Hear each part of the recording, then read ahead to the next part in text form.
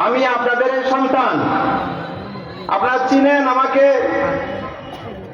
বিশিষ্ট দায়ী ও মুবাল্লিগ জনাব আলহাজ ডাক্তার বদরুদ্দোজা সাহেবের আমি সন্তান।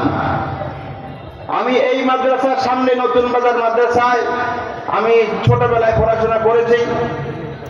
এরপরে পুক্কালি মাদ্রাসায় পড়েছি, দারুল উলুম দেওবন্দে পড়েছি, দারুল উলুম নদরুল উলামায় পড়েছি। আপনাদের দোয়া নিয়ে এখন ভারতবর্ষের সর্বপ্রথম ইসলামী বিশ্ববিদ্যালয়, সর্বপ্রথম বুখারী শরীফের দরস যেখানে হয়েছিল, সোনারগাঁয়ের সেই মাদ্রাসা বিলীন হয়ে যায় বিজেপি ষড়যন্ত্রের কারণে এবং রাষ্ট্রীয় পৃষ্ঠপোষকতার অভাবে। আজকে সেখানে এই উল্লেখযোগ্য কোন মাদ্রাসা ছিল না। হযরত মাওলানা সৈয়দ আবুল হাসান আলী নদভী রাহমাতুল্লাহি আলাইহির খেদমতে ছিলাম একটি লম্বা সময়, প্রায় 5 বছর পর্যন্ত। ওনার নির্দেশ এবং সহযোগিতা, দোয়া ও দানে সোনারগাঁয়ের সেই ঐতিহাসিক মাদ্রাসা জিন্দা করার নির্দেশ নিয়ে আমি সেখানে কাজ করছি। আমি আপনাদের সন্তান, এখানে আমার জন্ম, আপনারা আমাকে চিনেন। আমি ছোটবেলায় যখন এখানে পড়াশোনা করি, 1988 সন থেকে আমি ছোটবেলায় তখন আমি বড় হই নাই, তখন ওই এলাকা নিয়ে ভাবতাম এই এলাকায় কি কাজ করা যায়। একটা হাদি সংস্থা 1988 সনে আমি প্রতিষ্ঠা করেছিলাম এখানে। আমার সাথী বন্ধুরা এখনো আছেন, মাওলানা বদিউর রহমান, এরকম অনেকেরা আছেন।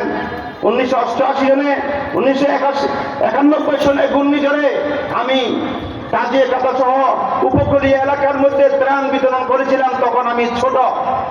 এরকম ভাবে আঞ্জুমানে সবাব ইসলাম, জমিয়তুল ইসলাম, এই সংগঠনগুলি আমাদের সাথীদের সহযোগিতায় আমি এখানে প্রতিষ্ঠা করে এক সমাজের সেবা করার চেষ্টা করেছিলাম তখন থেকে, যখন আমি অনেক ছোট।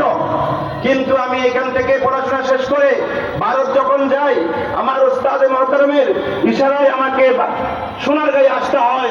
সেটা ভারতবর্ষের উপরে একটা দাবি, ইসলামী বিশ্ববিদ্যালয় যেটা ছিল সেটা বিলীন হয়ে যায়। সেটার উপরে মাওলানা আবুল হাসান নদভী 1986 সনে বাংলাদেশে যখন আগমন করেন, তখন থেকে উনি আফসোস করেন পুরা ভারতবর্ষের উপরে রয়ে গেছে এই দাবি, এই বিশ্ববিদ্যালয়কে জিন্দা করার কাজ কে করবে, কে দায়িত্ব পালন করবে।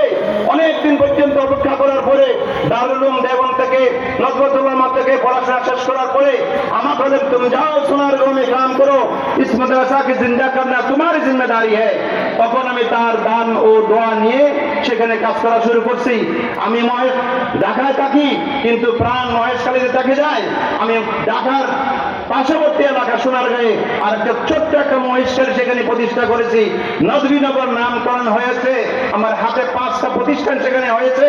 মহিলা মাদ্রাসাকে সেখানে মহিলা বিশ্ববিদ্যালয় বলা হয় এবং মাদ্রাসাতুল শরফ, সেটা ওইখানে সোনারগাঁয়ের একটা কেন্দ্রীয় মাদ্রাসা, একটা স্কুল প্রতিষ্ঠা করি, আল্লামা আবুল হাসান আলী নদভী মডেল স্কুল। এবং অমুসলিমদের দাওয়াতের জন্য রওজাতুল শরফ নামে আরেকটা প্রতিষ্ঠান করি, সেখানে অমুসলিমদের দাওয়াত দেওয়া হয়, অমুসলিমদেরকে সেবা যত্ন করা হয়, সেখানে অমুসলিমদের দাওয়াতের মিশন চালানো হয়। কিছুদিন আগে 25 জন মানুষ ইসলাম গ্রহণ করেছে সেখানে, এবং যারা নতুন ইসলাম গ্রহণ করে তাদেরকে লালন পালন, তাদেরকে তরবিয়ত করা হয়। এইরকম ভাবে আত্মশুদ্ধির জন্য সোনারগাঁয়ে সেখানে আমি আর একটা খানকা নির্মাণ করি, মার্কাজ হিসেবে একটা এখানে ঘোষণা দেওয়া হয়। হযরত আমাদের পীর সাহেব হুজুর পাকিস্তানের আহসান বেগ সাহেব, সিলসিলা নকশবন্দি ওয়াসিয়ার আমির, উনি আমাকে বাংলাদেশের আমির নিযুক্ত করেন, সেখানে আমি খানাকা প্রতিষ্ঠা করি।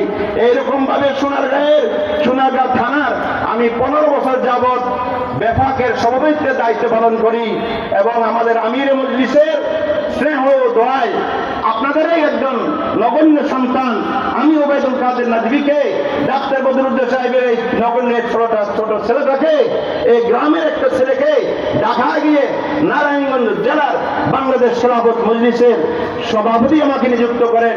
ওনার এটা স্নেহ, ওনার এটা দোয়া, ওনার এটা আদর, এটা শুধু আমার জন্য গৌরবের বিষয় নয়। মহেশখালী আপনাদের একজন সন্তান ঢাকায় নেতৃত্ব দিচ্ছে, আমিরুল মজলিসে আপনাদের প্রতি কিরকম আন্তরিকতা, মহাব্বত, ভালোবাসা, সম্পর্ক রাখে আপনারা বুঝতে পারেন। মহেশখালী ছেলেকে ঢাকা গিয়ে সভাপতি নিযুক্ত করা হয়। আমার সেই মন মানসিকতা আছে, মহেশখালীকে নিয়ে কাজ করার জন্য কোনো সুযোগ পাচ্ছি না। আমার আশ্চর্যের বিষয় হয়, মহেশখালীতে অনেকে নেতৃত্ব দিয়েছেন, কিন্তু আলেম আমাদের জন্য এইরকম ভাবে কেউ কথাও বলে নাই, ইসলামের পক্ষে কেউ কথা বলে নাই।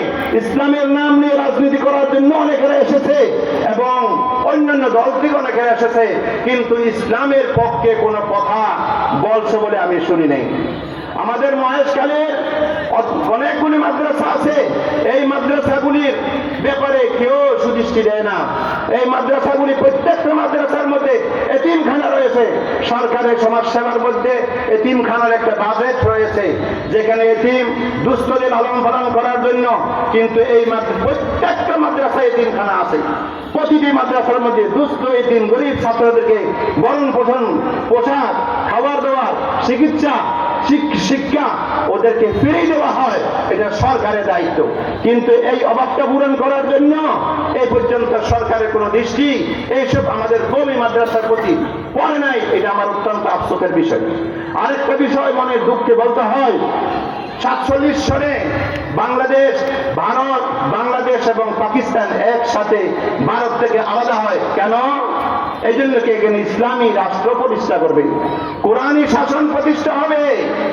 ভারত থেকে আলাদা হওয়ার মানে হল সেকুলার চলবে, ভারতের 4 ভাগের 3 ভাগ এলাকা হিন্দু মুসলিম সমস্ত ধর্ম সমানভাবে ধর্ম পালন করবে, কিন্তু একটা ভূখণ্ড দরকার, যেন একমাত্র কালমায়ে লা ইলাহা ইল্লাল্লাহর শাসন চলবে, কোরআনের শাসন চলবে, ইসলামের শাসন চলবে, মুসলমানরা স্বাধীনভাবে সেখানে কোরআনের উপর আমল করতে পারবে।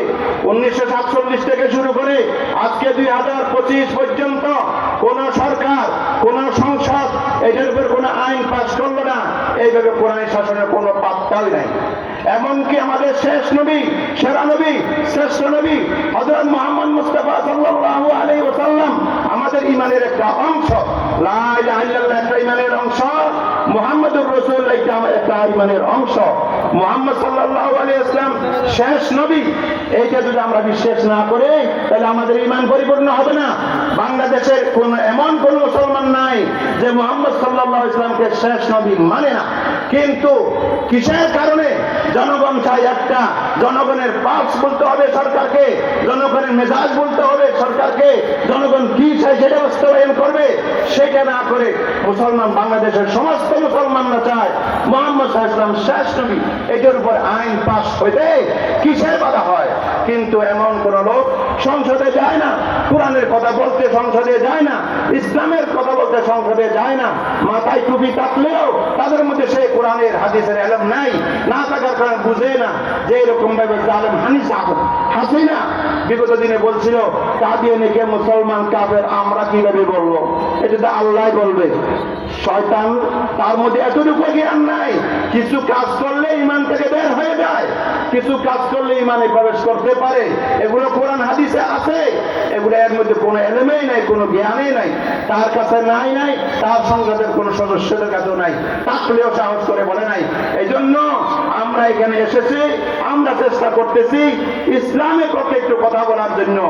দুনিয়াবি উন্নতি, উন্নয়ন যা আছে সেটা আমাদের নলেজে আছে, আমাদের মানসিকতা আছে, আমরা করি আসছি। কালেরা বুজার মর্দে খালেসো, পেশ মর্দে কালে মর্দে খালেসো, কথা শুধু বললে হবে না, বাস্তবায়ন করার চেষ্টা করতে হবে। মহেশখালীর লবণের ব্যাপারে আমি একজন লবণ শাসী, আমরা চিংড়ি শাসী। মহেশখালী লবণের বিষয়ে আমরা জানি সরকার ভারত থেকে লবণ এনে বাহানা দিয়ে, ওষুধের মেডিসিনের বাহানা দিয়ে, লবণের বাহানা দিয়ে বিভিন্ন অসুবিধায় বাংলাদেশে বাইরে থেকে লবণ আনার কারণে আমাদের চাষিদের ন্যায্য মূল্য পাচ্ছে না, যার ফলে তারা সাহস হারিয়ে ফেলছে। এই লবণ শিল্পটা আস্তে আস্তে এখান থেকে বন্ধ হয়ে যাবে। আমাদের মহেশখালীর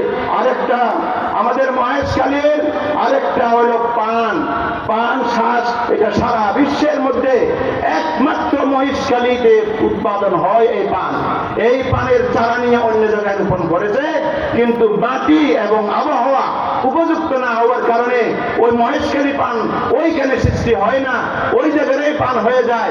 একমাত্র মহেশখালীতে এই শিল্প খাসভাবে সারা পৃথিবীতে আর কোথাও হয় না। 2 নম্বরে বেনারসের পান। এই মহেশখালীর পানের শ্বাসটা আমাদের ঠিক রাখতে হলে, এই শিল্প ঠিক রাখতে হলে, আমি শুনতেছি সরকার বিভিন্ন পানের খরচ যেখানে হয় সেই সমস্ত জায়গাগুলা 12 নম্বর খতিয়ানে অন্তর্ভুক্ত করে সরকার একবার করে গাছ লাগাতে চাচ্ছে। তাহলে এই শিল্প বন্ধ হয়ে যাবে। গাছ লাগানোর জন্য অনেক জায়গা রয়েছে, সেখানে রোপণ করবে।